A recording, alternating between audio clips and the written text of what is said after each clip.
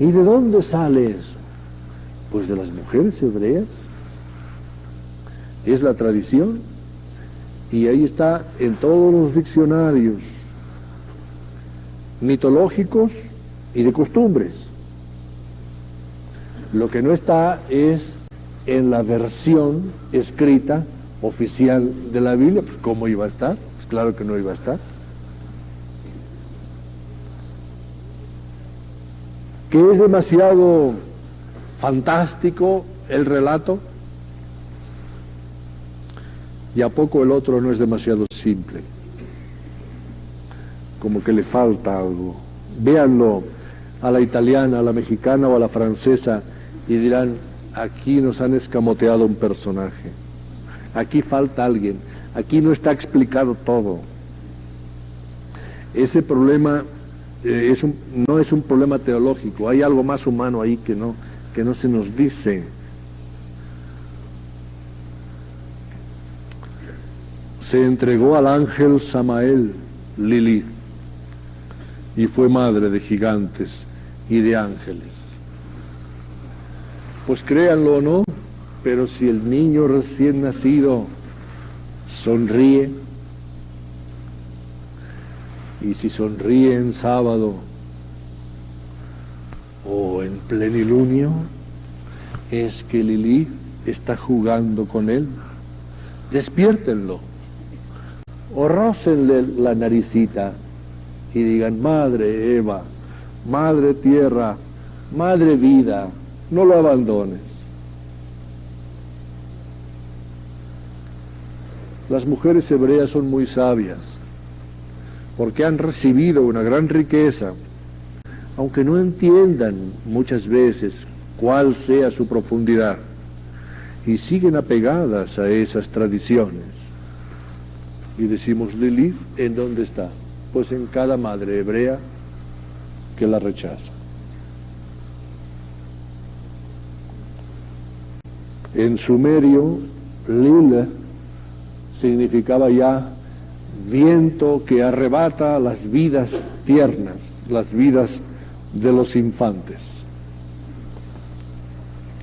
He ahí un pasaje garantizadamente bíblico, para que no pensemos que esas tradiciones son fantasiosas.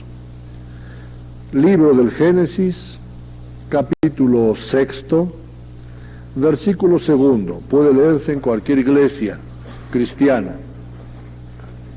Viendo los hijos de Dios que las hijas de los hombres eran hermosas, tomaron de entre ellas por mujeres las que quisieron. Y dijo Dios, no permanecerá para siempre mi espíritu en el hombre, porque se ha ensoberbecido, no siendo más que un coágulo de sangre, que sean 120 años como máximo sus días. Existían entonces los gigantes en la tierra, y también después, cuando los hijos de Dios se unieron con las hijas de los hombres y les engendraron hijos. Estos son los héroes famosos desde la más remota antigüedad. Texto bíblico garantizado. Los hijos de Dios que se unieron a las hijas de los hombres. Y en la tradición pictórica, en la tradición no ya de los que heredaron las consejas de los ancestros, sino de aquellos que se expresan libremente a través de una u otra de las artes, los pintores, por ejemplo, todavía, pues hasta el siglo XV de nuestra era, muchas veces, en vez de la serpiente, aparece, o no, Lilith en el cuadro de la caída.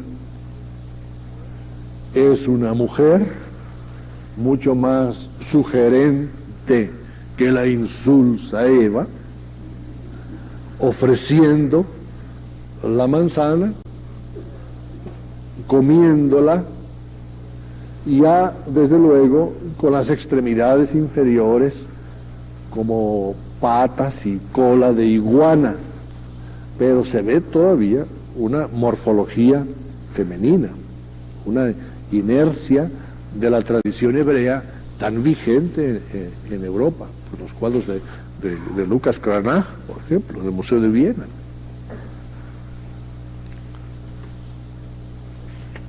La tradición pues dice que había otro personaje que la escritura no nos menciona. La tradición dice que el conflicto no fue tan teológico y sí más humano. ¿Y la Biblia qué dice? Pues en primer lugar, ¿qué decimos nosotros de la Biblia? Miren, si es bueno no le tengan miedo, y si es malo menos. Es un libro, cómprenlo y léanlo y examínenlo y pregunten, ¿y de dónde me viene? En primer lugar, hay un espejismo en la Biblia. No es tan antiguo como hemos dicho. La Biblia no es un libro tan antiguo. Lo que ocurre es que comienza con la temática más antigua de las concebibles y da la idea de que es una crónica contemporánea a la creación. Pero el texto, pues es del siglo VI antes de Cristo. Está escrito después de la Ilíada y de la Odisea. Pero como está diciendo lo que ocurrió el primer día de la primera semana, pues uno se impacta bastante y dice, ¿y este dónde estaría? ¿Y cómo lo vio? ¿Y cómo sabe? Y dice, y Dios pensó, y Dios dijo, y Dios se dijo a sí mismo. Y dice, pues sí, tienen una gran importancia como cronista ese autor. Pero uno analiza y dice, tú eres del siglo VI, máximo del VII antes de Cristo. El texto cristalizado, claro que procede de tradición oral multimilenaria, pero como texto. Se puede decir porque estamos en los Insurgentes. Siglo VII antes de Cristo, ¿qué sería? 620, 630, 639 antes de Cristo. El pueblo de Israel bajo una de sus grandes y características crisis de fe. El pueblo de Israel que reniega de aquel Dios prometedor agrario que no le ha cumplido, de aquel Dios que no lo ha amparado contra ninguno de sus enemigos, de aquel Dios que le sigue dando la culpa a él de todo lo que le está sucediendo. Y el pueblo de Israel se aficiona a otros cultos, a otras divinidades, a otras civilizaciones de países que le son vecinos y que lo absorben, que lo convierten en colonia cultural. Y existe un rey que lo es desde los 8 años de edad, porque su padre fue asesinado a los 24 de su edad por una conjura, y ese niño rey es educado por los sacerdotes, y él es creyente, me atrevería a decir crédulo, piadoso en gran manera, y anhela llegar a la mayoría de edad para reinar y según le han dicho sus preceptores, establecer de una vez el reino del verdadero Dios en sus propios dominios, desarraigar toda la influencia de las religiones y de las culturas extranjeras, llevar a cabo una purificación del espíritu racial, religioso y nacionalista, desterrar a todos los dioses, destruir todos sus templos y dejar solamente en Israel al Dios único. Pero el pueblo no lo sigue. El pueblo ya se ha aficionado a las otras culturas y ese muchacho crece con ese ardor vocacional y con esa rabia divina, el gran inspirado, el rey Josías. Y les dice a sus sacerdotes, sobre todo a Elías, al sumo sacerdote, ¿y cómo le haremos? ¿Cómo haremos que nuestro pueblo verdaderamente sienta que no tenemos más Dios que el Dios que existe, el Dios de Abraham, el Dios de nuestros padres? ¿Cómo haremos que deje de ser intervenido por las divinidades extranjeras. Y el sumo sacerdote dice, pues solamente pues con la predicación, pues hay que decirles que tenemos un pacto con ese Dios. Sí, pero es que si se pudiera hallar el documento de ese pacto, si hubiera un testimonio escrito, y el Elías le dice, pues no te apures, lo hallamos. Pero así.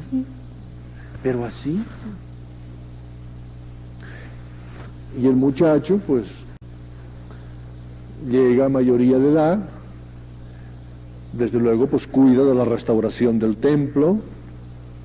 En esa restauración se llevan a cabo muchas obras, se abren sótanos que por generaciones habían estado cegados. En esos sótanos se encuentran materiales antiguos, y entre esos materiales un rollo, el libro del pacto, manuscrito de Moisés. Y el Elías le dice al joven rey, aquí está lo que necesitaba. Y el joven rey no pregunta ni cuestiona, el joven rey cree y lo lee. Y lo terrible es que después de por lo menos 250 años, el joven rey pueda leer perfectamente aquella escritura de Moisés.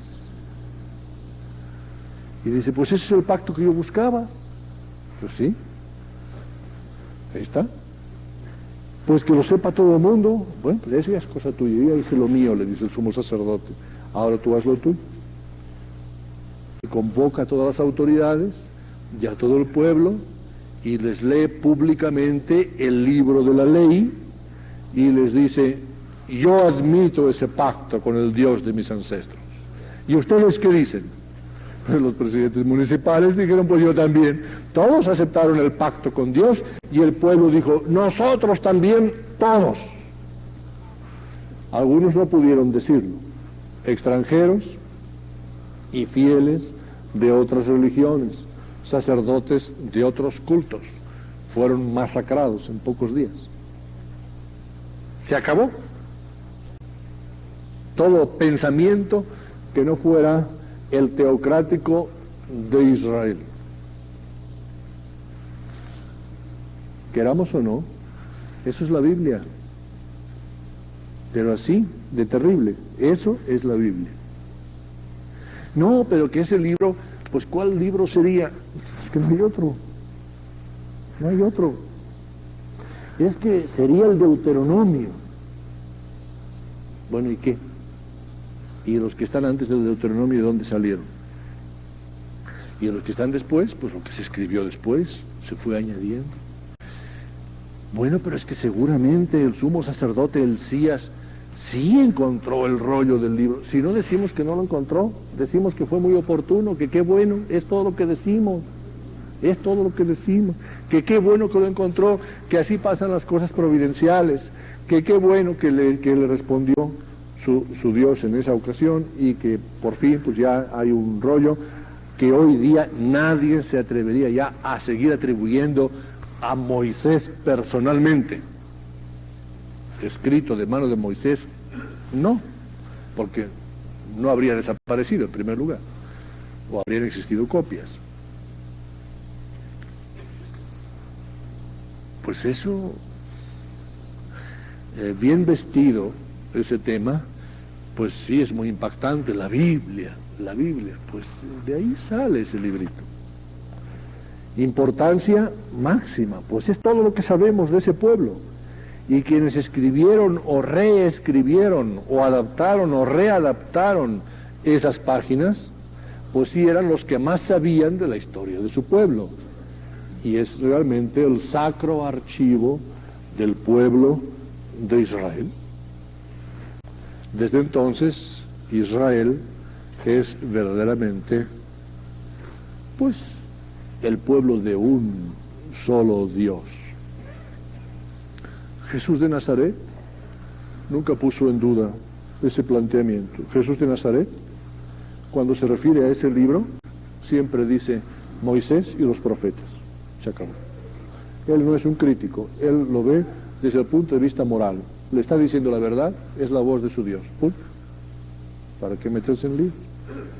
Moisés y los profetas dijeron, no directamente, sí indirectamente, Moisés y los profetas, que Jehová es el único Dios verdadero, que había elegido como único pueblo a los hebreos, que se trataba de un verdadero pacto o alianza, y que todos los demás pueblos estábamos condenados a la destrucción. Esa fuerza fue tan grave que una personalidad cristiana de la trascendencia de un San Pedro,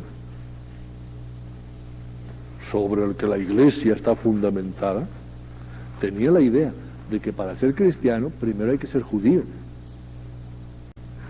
es decir, aceptar el pacto con Dios y luego ya aprovecharse de la redención del Hijo de Dios, pero primero pactar, hacer la alianza con el Dios de Moisés. Y esa fue la pelea entre Pedro y Pablo. Primero hay que judaizar y luego bautizar. Tan fuerte fue esa influencia. Resultados. El rey Josías, que en esa historia es seguro que él sí iba de buena voluntad, leyó extático aquel libro en público, mandó matar a todos los que no creían en él, mandó destruir todos los templos y matar a todos los sacerdotes de los otros cultos, y se sintió ya, pues, portador del destino. Se sintió fiel instrumento de su Dios. El rey Josías se lo tomó demasiado en serio, porque iba el faraón Necao desde Egipto hasta la Asiria, y pues tuvo que atravesar la Palestina. Pues es lo malo de los palestinos, que están en el semáforo de todo el mundo, están ahí. Pues la gente no es que esté contra ellos, sino que pasa por encima de ellos porque va a otras partes más importantes y los pisa y los perjudica. Y el faraón decía con permiso, y iba pasando por toda la Palestina para ir a la Asiria.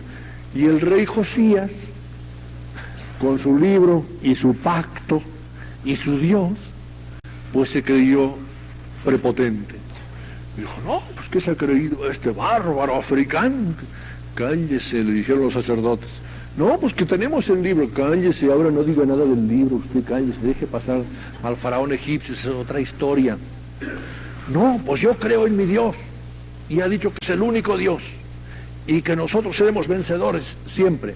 Luego no dejaremos que los egipcios pasen por la Palestina. El faraón Necao le dijo, mire, no sabe cómo lo comprendo, no sabe cómo siento molestarlo, pero no tengo otro lugar que la Palestina para pasar, pero voy a tratar de no hacer desmanes, de catequizar a mis ejércitos, que pasen con cuidado, y luego de regreso que tampoco hagan grandes daños, pero le aseguro que no tengo nada contra usted. Pues Josías le presentó batalla al faraón Necao y murió en la batalla. Murió. No le respondió su Dios, ni su pacto, ni su libro, no le respondió. Y el faraón Necao quedó pues ni enojado ni contento, sino como que no, y dice, ¿ya qué le pasó? Pues, ¿y por qué me hizo la guerra? No, pues que tenía un libro y que tiene un Dios que es más, bueno, pues no le resultó. Una vez más no les funcionó, y luego vinieron los persas, los babilonios, y ese pueblo de nuevo quedó disgregado, y ninguna de esas promesas se realizó. Si es que verdaderamente el judío que tiene fe, tiene mucha fe, y es de admirar, de veras es de admirar, porque eso sí es fe, porque comprobación no han tenido ninguna, ¿no? Porque un paso que han dado lo han tenido que dar por sí mismos, y cuando les falla, Dios siempre dice, es que no estaban ustedes de mi parte, que eran unos malvados, que yo ya lo sabía. Si yo nunca estoy con ustedes, ya por eso, porque no me quiero comprometer, porque son unos pecadores. Si yo ni sé cómo se me ocurrió elegirlos como pueblo a ustedes, siempre están en contra de ellos.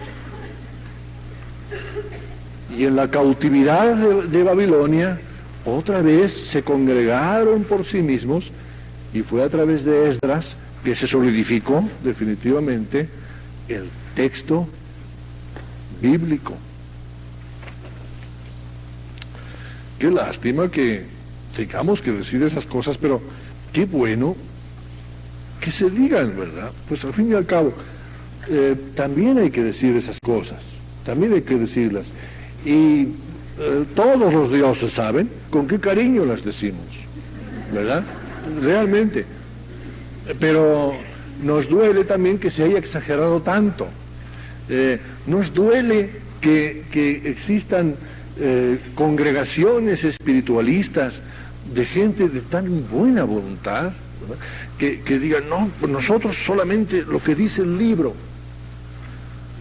Cuidado, cuidado, cuidado. El libro.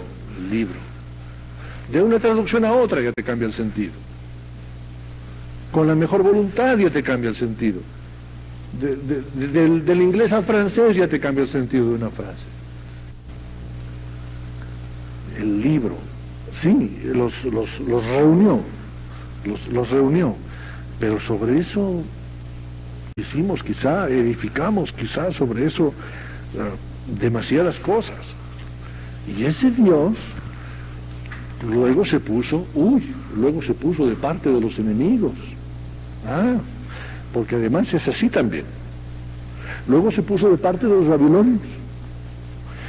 Y Josías ya no lo pudo reclamar, murió en batalla, y ahí acabó todo. De sus hijos eligió el faraón, el rey egipcio, eligió a Joaquín, hasta le puso nombre, lo convirtió en subsidiario de la corona faraónica, y fueron arrasados como pueblo, tanto por los persas como por los babilonios. Y en su calamidad, su Dios les dijo: yo creé la tierra, el hombre y las bestias que la habitan, y ahora he entregado todas estas tierras en las manos de Nabucodonosor, rey de Babilonia, que es mi siervo ahora. Caray. Nabucodonosor, rey de Babilonia, ahora es su siervo. Y todas las naciones le servirán a él. Y sucederá que a cualquier nación o reino que no quiera servir a Nabucodonosor, rey de Babilonia, y que no quiera poner el cuello bajo el yugo del rey de Babilonia, a esa nación o reino yo la castigaré, dice el Señor Dios, con la espada, con el hambre y con la peste, hasta que sea consumida. Libro de Jeremías, capítulo 27, versículos 6, 8. Está de parte del opresor, ahora, castigando a su pueblo elegido. El mismo Nabucodonosor siempre despreció a ese diosesillo de sus esclavizados hebreos. Siempre lo despreció. Él atendía a otros dioses más importantes, más poderosos y más congruentes de otros pueblos. Luego, ni es el libro más antiguo, ni depende de muchas fuentes que no nos sean conocidas. Lo que sí podemos decir es que si muchas gentes hallan en sus páginas iluminación, consolación y esperanza, bendito libro, y que indudablemente este y cualquier otro libro puede contener un mensaje de Dios, y que este lo pueda contener de una manera especial, absolutamente. Pero absolutamente. Pero para que el mensaje se realice, se deberá necesitar de un emisor y de un receptor de ese mensaje. Que el libro por sí solo no funciona. Se necesita un Dios y un fiel. Y entre ellos dos, ese libro sí les funciona. Como a otros funciona un atardecer, o una flor, o una sonrisa. Les dicen: no estás solo, soy algo y soy todo. Estoy contigo y estoy en ti, y no eres un huérfano en el cosmos. soy tú, no te preocupes. Hasta ahí, seguro que lo dice, seguro. Ahora, si tienen mucha más credulidad, es seguro también que hallarán muchas más cosas, en este y en cualquier otro libro. Todas las que necesiten las hallarán. Pero, pues, yo no puedo creer que primero se hizo la hierba verde y mucho después el sol. Y en esa impotencia encierro más dolor que en el gozo que sentiría diciendo, pues te lo acepto. Pues primero hiciste la hierba verde y millones de años después hiciste el sol. Pero Señor, pues me diste un cerebro, mal que bien un cerebro, y me lo diste para que lo utilizara, no para que lo utilizara contra ti. Pero es utilizarlo contra ti, decir también, acepto todo sin juzgar nada, porque el cerebro es para ejercer un criterio.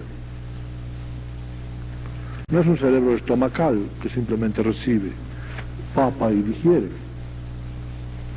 Plantea, expone y problematiza. Y ese cerebro también es tuyo y tú me lo diste.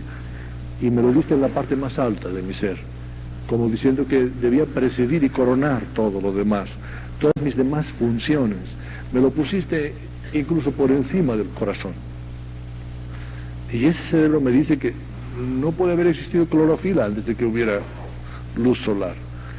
Y que si hubo vegetales no podían ser verdes. Si tú lo quisiste, mi Dios, sí. Pero me has enseñado, mi Dios, que tú has querido solamente las cosas que eran realmente naturales, lógicas, tuyas, auténticas. Y a dudar de ti, a dudar del libro, prefiero dudar del libro. Pero no dudo del mensaje, sino que dudo del clérigo que en un momento le añadió una frase a tu mensaje. Mi Dios, sin agraviar la hermosura de lo que querías comunicarme. Pero esa frase la puso para embellecer y es lo único que sale sobrando. Ese clérigo. Yo no puedo dejar de constatar que el relato del diluvio, tal como está expresado en la Biblia, depende, pero casi literalmente, del relato babilónico del diluvio. Pero así, pero absolutamente. Es más, tal como se contiene en el poema de Gilgamesh, en la tablilla 11 de las 12 tablillas que nos han quedado de la biblioteca, de la tabliteca de Asurbanipal. De ahí depende este relato. Y es tan importante que nos ha quedado el relato primitivo, el babilónico. Ahora, el hecho de que esté repitiendo, pues puede significar que está repitiendo una verdad, pero una verdad a la Babilonia, a la babilónica, muy bellamente expuesta. Y hay hechos que parece que no tienen muy sentido, porque en algunas mitologías parece más congruente el incidente original y el diluvio local. Mientras que en la Biblia el diluvio ya procede de otras causas que no tienen que ver con el incidente original. Yo no puedo creer, Señor, que sumiste al primer hombre en un profundo sueño, durante el cual le arrancaste una costilla. Yo no creo que Adán tuviera una costilla menos, y que Eva solamente fuera una costilla. Yo no puedo creer, porque Eva es mi madre, Eva es mi hermana, Eva es mi hija, Eva es mi amante. Yo no puedo creer que Eva sea solamente eso, mi Dios. Y no puede ser que el humanismo sea superior a la religiosidad. El humanismo tiene que flotar por debajo de la religiosidad. La religiosidad tiene que enseñarme cosas más sublimes, no más pobres, más mezquinas que el humanismo.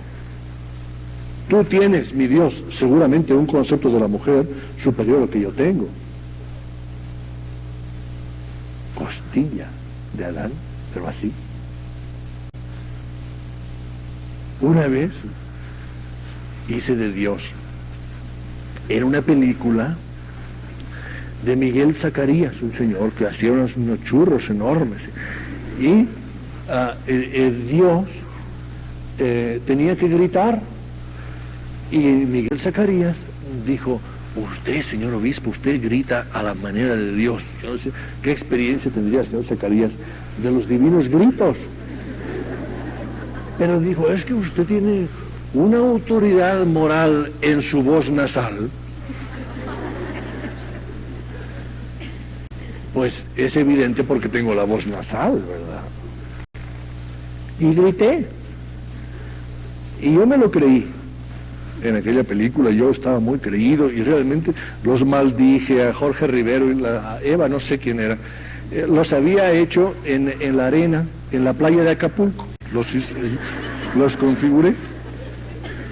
Y luego, pues surgieron a la vida y no se comportaron conforme a lo prescrito y los maldije. Y fueron unos días de grabación, y graba, y el señor Zacarías me decía: no, más fuerte, con más maldad, ¿no? Tiene que estar un Dios, pero enojado. Y yo me enojaba. ¿Qué es Jorge Rivero?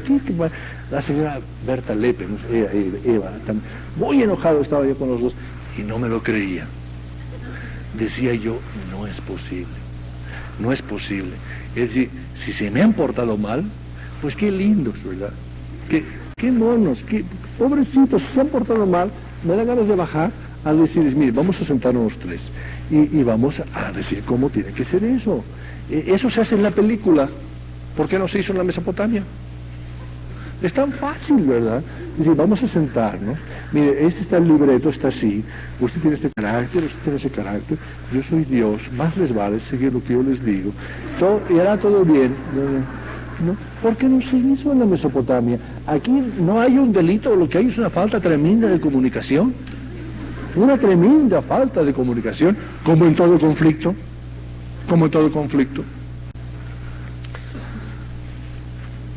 Por fortuna, ya la iglesia más puritana, la iglesia más conservadora, la iglesia católica romana, ya nos ha permitido utilizar los textos bíblicos con toda la flexibilidad necesaria para que surja de ellos una enseñanza sin sacrificar la lógica. Ya desde el bendito pontífice Juan XXIII podemos decir, son los sagrados mitos de los hebreos. Y en ese sagrado mito del pueblo hebreo yo puedo enraizar mi fe cristiana, como el hebreo tiene enraizada la suya, y sabe qué parte es folclórica, y qué parte es nacionalista, y qué parte es moralista, y qué parte es penalista, en ese libro, que para todo se necesita criterio, incluso para comer, que una cosa es tragar, otra cosa es masticar, otra cosa es mamar, y así también cuando se lee, pues se debe ejercer criterio, no se puede tragar todo. Momento, hay muchos alimentos.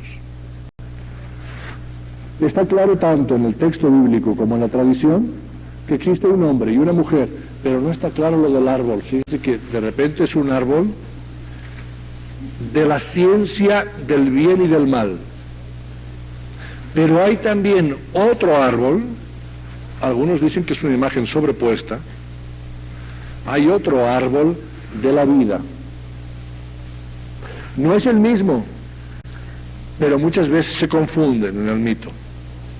En el mito babilónico no hay más que el árbol de la vida, que es el de la inmortalidad, el de la fruta subacuática, la manzana de oro, jardín de las Hespérides, etcétera, etcétera.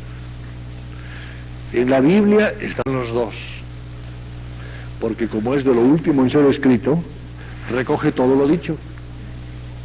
Y se ha hablado de dos posibilidades de árbol, y el escritor bíblico dice, y había un árbol y había otro árbol.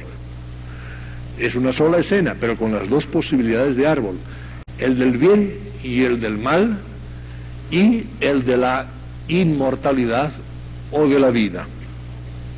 Y los coloca el Señor en un recinto entre los dos ríos. Menciona 4, 2 de los cuales no son conocidos, el Tigris y el Éufrates, la Mesopotamia.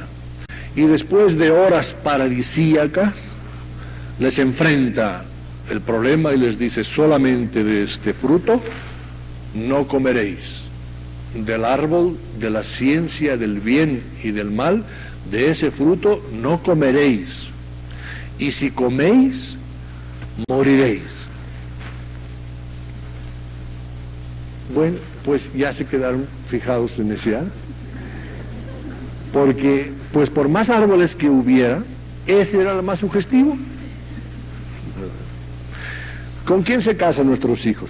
Con aquella señorita que les hemos dicho: mira, solo con esta no te cases, con esta no te conviene, con esa se casa, casi siempre. Esto no lo hagas. Y dice: ¿y cómo se hace? De ese árbol no comeréis. ¿Y por qué? ¿Y qué tendrá ese árbol? ¿Y qué importante es ese árbol? ¿Y cuán reluciente es su fruto? Todavía no es lúbrico. Esa es una calumnia posterior. No tiene nada de lubricidad. Nada. Es una calumnia baratísima la sexológica. No tiene nada que ver eso. El único pecado de sexo que hubieran podido cometer Adán y Eva hubiera sido no hacer sexo. Eso sería un pecado de sexo. En Adán y Eva, destinados a ser padres de nosotros, no hacer sexo hubiera sido pecaminoso, antinatural. No puede haber pecado de sexo entre ellos dos, hombre y mujer, complementarios para eso, además. No, el arbolito aquel. Bueno, si no quieres que lo coman, en primer lugar, ¿por qué lo pones? Hombre, si no quieres que lo coman, plántalo en Pekín, el árbol. ¿Por qué tienes que ponérselo en la Mesopotamia? Si están allá apretados, ¿por qué tienes que haberles plantado el árbol que no deben comer? ¿No que eres providente, no? Este, el mejor, el más grande, este es el que no debéis comer. Todas las demás porquerías pueden ustedes comer. Pues estaban día y noche mirando al árbol.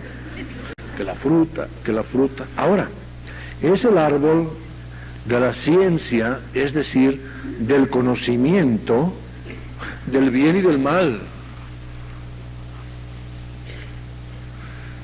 ¿Es o no es bueno para el humano conocer el bien y el mal? ¿Les está diciendo Dios que no deben comerlo jamás? ¿O que todavía no están preparados para comerlo? Quizá. Que quizá todavía no es la hora para que gusten de ese fruto. Que todavía les está prohibido, que es prematuro conocer tanto siendo tan poco. Quizá eso es. Pero de todas maneras la ciencia se tiende a saber. El que sabe es. Castigo, ¿qué otro castigo puede tener que sus propios resultados? ¿Todo lo que sabemos nos ha servido de algo? Pues como que no, ¿verdad? Como que todo lo que sabemos no nos ha hecho mejores, ni más buenos, ni más felices, nos ha hecho más angustiados, más problematizados. No digo peores, pero sí más complejos. Eso ha venido a significar cultura, complejidad, anudamiento.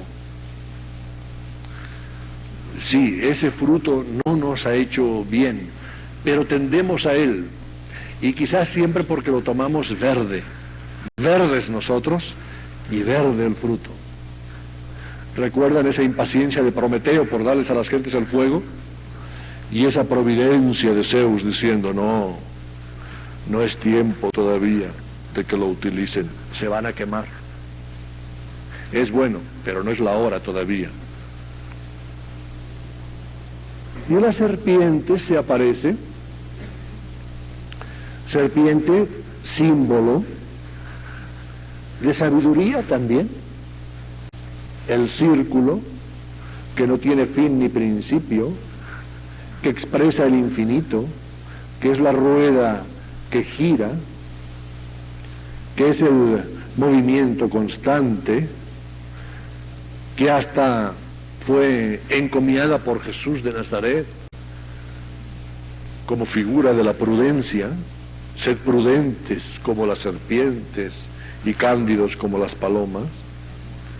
La serpiente les dice, ustedes coman, no hay problema, ustedes coman. Él les dijo que no comieran porque si comen, serán como él. Ustedes coman. Y hemos comido.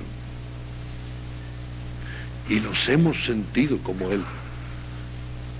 Tanto es así que nos hemos atrevido a decir, él no existe. Él es una imaginación mía. Él necesita de mí. Yo soy la ciencia, el conocimiento, la perfección de mí mismo. Yo llegaré, el ser humano, a ser un Dios. ¿Sí? Hemos comido y nos hemos sentido como dioses. Y ese ha sido nuestro pecado. No creemos que pueda haber otro. El orgullo, la soberbia, la fatuidad. No hay otro. Lo demás son debilidades. Lo demás son debilidades. Ese es un pecado químicamente puro. Se puede aislar moralmente. No depende de atracciones externas. Yo soy más que él. Yo existo. Él quién sabe. Él sabrá. Ese pecado, la soberbia. Comieron y se sintieron como dioses. ¿El oficio de la serpiente ha sido malo o bueno? Si todo lo que sucede es bueno, si nada al final puede haber resultado malo, sino que tenía su significación en cada momento, si en el balance de la historia todo tendrá un sentido y cada uno de sus instantes en la plenitud de ese todo, también la serpiente sirvió en su momento. Si no hubieran comido, todavía estaríamos en la Mesopotamia. Todavía estaríamos allá, mirando el fruto colgando del árbol. Ahí estaríamos. Pero comimos. Y creyéndonos dioses, nos convertimos en antidioses. En antidioses. En seres que niegan al Supremo creyéndose los máximos. Pero esa historia es la historia de la civilización. Porque piensen ahora en catecismo. ¿Puede Dios ser infinitamente perfecto, dar creación a algo imperfecto? No, Padre. ¿Dios puede crear cosas imperfectas? No, Padre. ¿Todo lo que Dios hace es divino? Sí, Padre. ¿Todo lo que Dios hace es perfecto? Sí, Padre. ¿Por qué no funcionó Adán? Pues, como se debía. Bueno, es que lo hizo medio así perfecto, pero dependía del mismo Adán. Sí, pero esa dependencia como que no le resultó, ¿verdad? Pues no, pues fíjese que no le resultó. Entonces, toda la civilización no estará en volver a ser el Adán tal como Dios lo habría querido. Cuidado, porque entonces en vez de la historia de una evolución, es la historia de una regresión después de la transgresión. Y eso nos empobrece mucho el panorama de la historia de la cultura. Porque si todo lo que estamos haciendo no es más que para rehabilitarnos de lo que sucedió en la Mesopotamia, pues espérese porque tenemos todavía programadas otras cosas aparte de la Mesopotamia. Y si todo eso no es más que para regresar a ser tal como Dios quería, ¿nos estamos acercando a la idea de Dios o nos estamos ahuyentando de la conceptuación que Dios tiene del ser humano. Y hay un planteamiento. Soy más conforme a su mente creadora porque hago su voluntad o porque no la hago, o tanto si la hago como si no la hago, de todas maneras su voluntad absorbe todo ese ejercicio dinámico y nada varía de sus planes infinitos, inconmovibles e inescrutables. Cuando alguien dice, yo no creo en Dios, ¿hay alguien en las alturas que se dé por aludido? ¿O hay alguien en las alturas que dice, sí, hijo, sí, ya duérmete, ya? Sí. No, pero es que no creo en ti, que no existe. Sí, hijo mío, ya duérmete, ya descansa, estás muy cansado, muy fatigado. Ya cálmate, altérate. Seguramente es eso, seguramente es eso. No puede ser que arriba también respondan de la misma manera.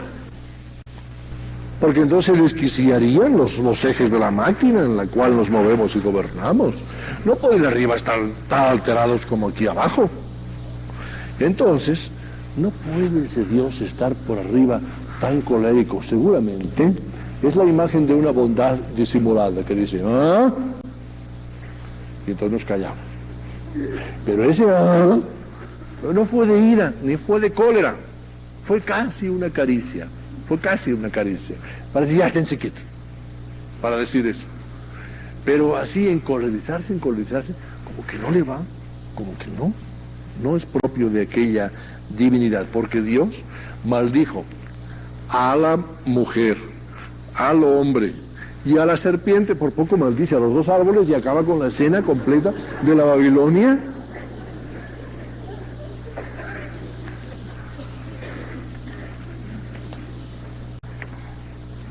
Lo extraño del relato bíblico es que Dios habla consigo mismo y el cronista lo reseña.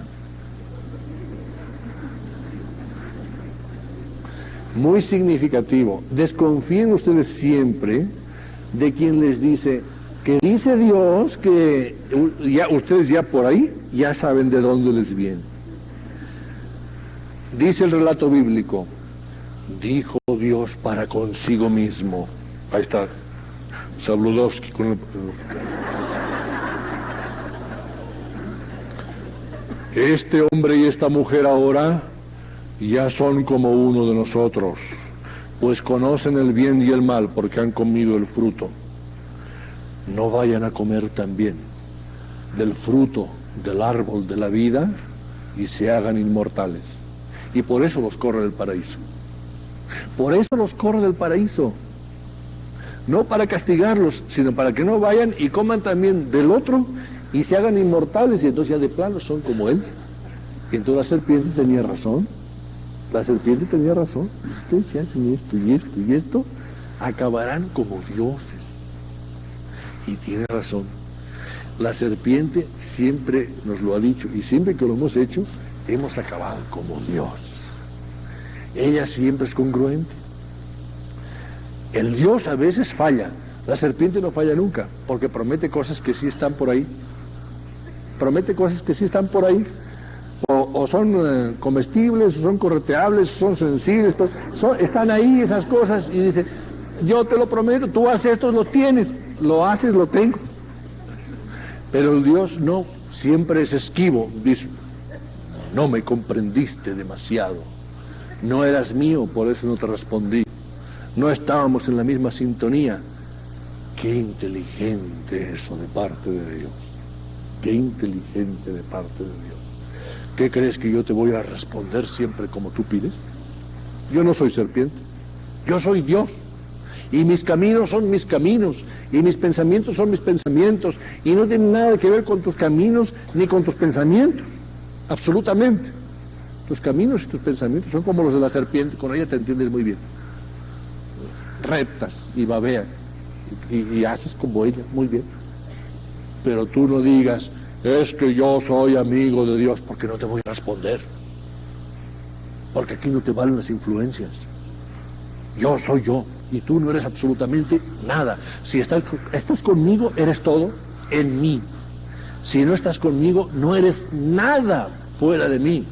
Eres el no ser, eres la catástrofe en sí misma. nunca responde como se espera ese Dios, y quizá en eso sea superior a todos los demás dioses, que no son tan impredecibles. No vaya a ser que tome del fruto de la vida y se haga inmortal.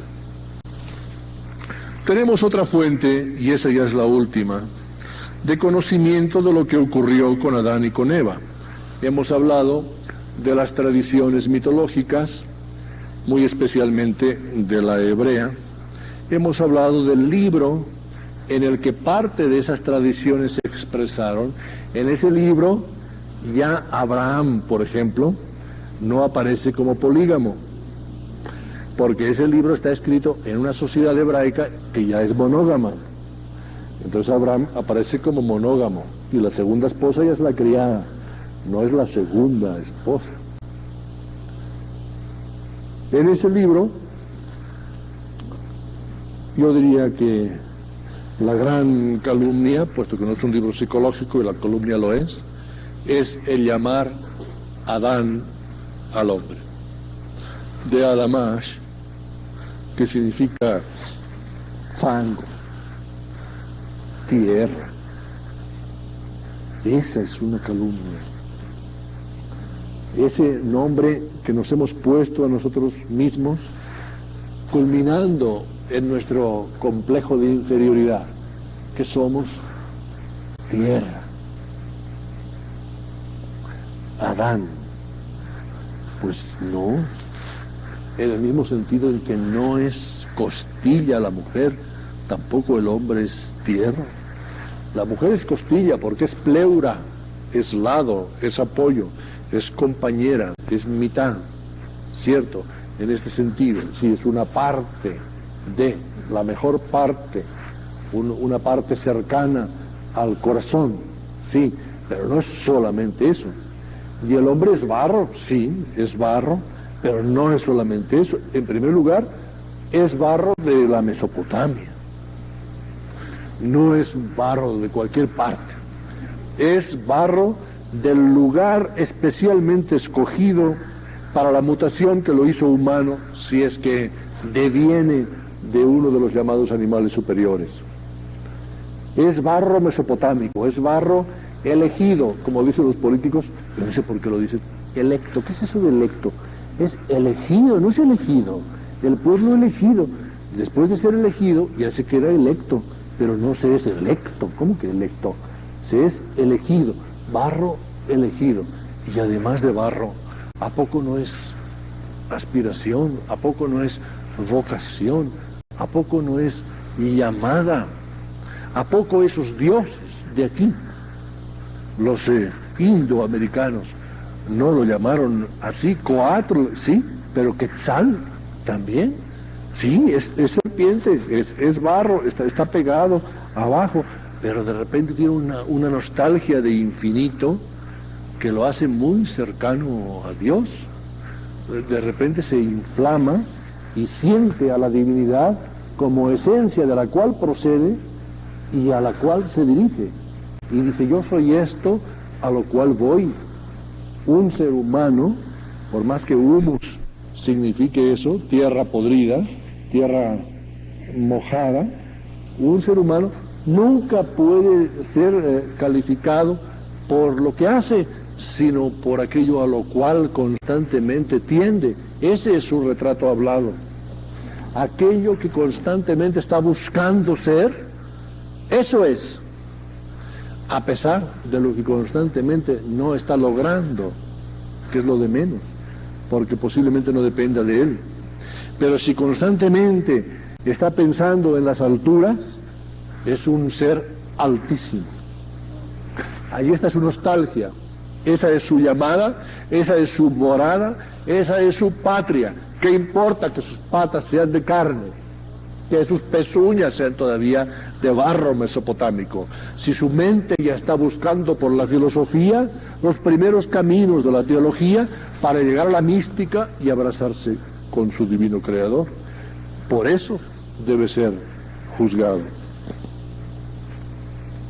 El relato de la Biblia creemos que es refutable, porque nos dice lo que hicieron sin saber lo que pensaron.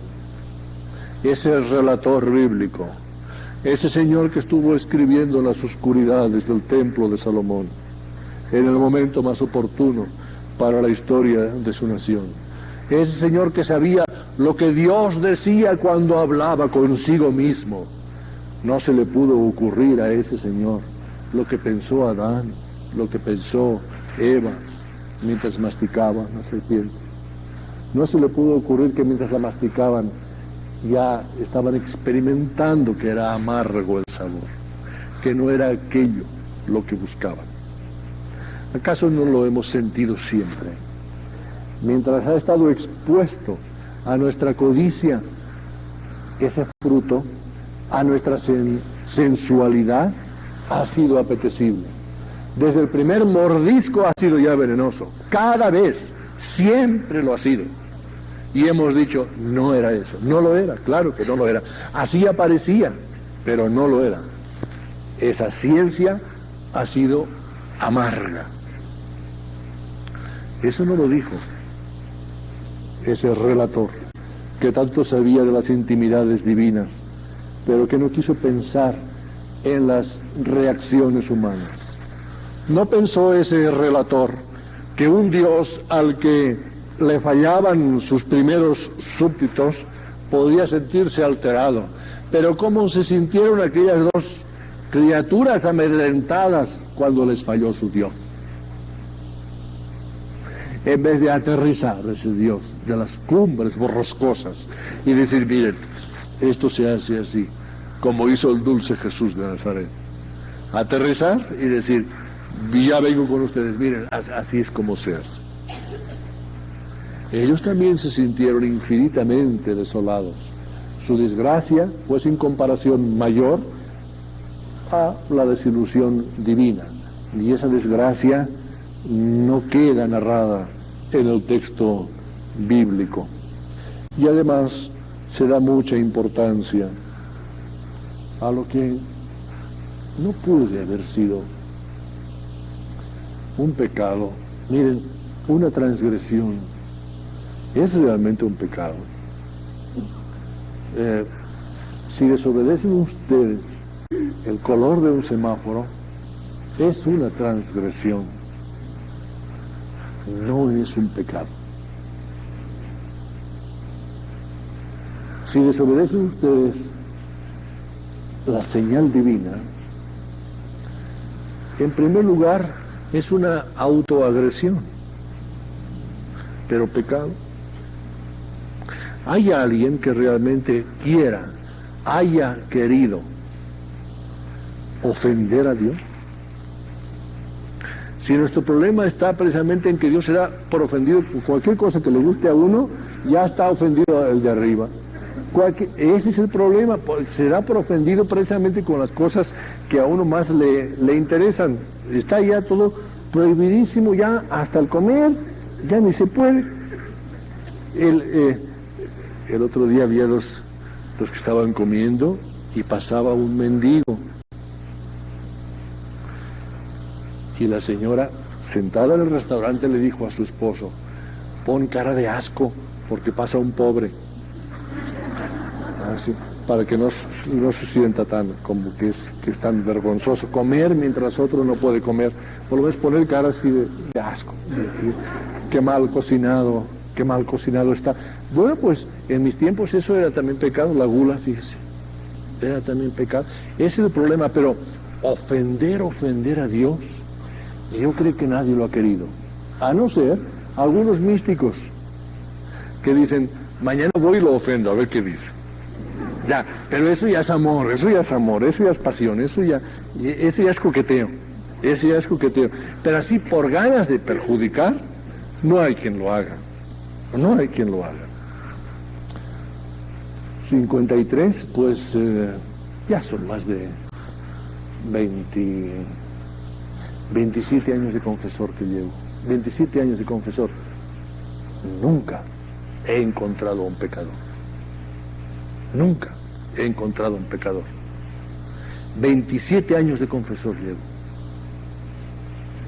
Nunca he hallado a alguien que haya querido ofender a Dios sabiendo quién era Dios y quién era Él. He hallado a gente nerviosa, a gente excitada, a gente débil, a gente compulsiva, a gente problematizada, toda gente amabilísima, gente que tenía mucha pena de todo lo que había hecho y lo que estaba haciendo y además lo que pensaba hacer. Pero gente muy apenada también porque, caray, pues resulta que esto también es pecado, pero de veras que no lo hago por pecar, que se sepa, usted que trabaja en eso, y no lo hago por pecar. Menos todavía cuando la resultante de una de estas acciones es esta, la autodestrucción. Yo no creo que se debiera llamar el pecado original, fue el incidente original, fue el incidente, el malentendido original, el malentendido. Hubo un problema en el principio de comunicación, no se entendieron y se excitaron, se alteraron, y ahí hubo un cambio que originó la historia de la cultura humana. Recuerdan en el siglo pasado que llegamos a decir, repitiendo la frase de San Agustín, si eso es pecado, bendito sea el pecado, porque nos hizo conocer a un Redentor como Jesús de Nazaret, que sin ese pecado no hubiéramos conocido a un tal Redentor, de manera que de ninguna experiencia humana se puede decir que es realmente negativismo o algo inaprovechable o maléfico. Todo es perfectamente aprovechable, y pecado, no creo que haya nada. Posiblemente todo son virtudes, unas más tensas, otras más débiles, otras más potentes, pero en nuestros mejores y en nuestros peores momentos siempre hay un Dios mío, cuídame. Dios mío, cuídame. Y eso ya preserva la humildad. Eso ya testimonia la presencia de la divinidad. Eso ya ubica a la humanidad. Yo aconsejaría que no en los momentos críticos, sino en los momentos eufóricos, fuera cuando más sintiéramos la necesidad de decir, Dios mío, cuídame. Porque mi peor momento no es aquel en el que no me siento nada. Mi peor momento es aquel en el que me siento Dios. Ese es mi peor momento. Ese es el momento más peligroso. Ese es el momento en el que los que entienden de esas cosas podrían poner la calificación de pecado, que otro no existe. La semana que viene, ya purificados de la presencia de todos los que no han entendido nada, hablaremos de Caín, amigo nuestro e hijo de nuestros íntimos Lilith, Adán y Eva. Muchas gracias.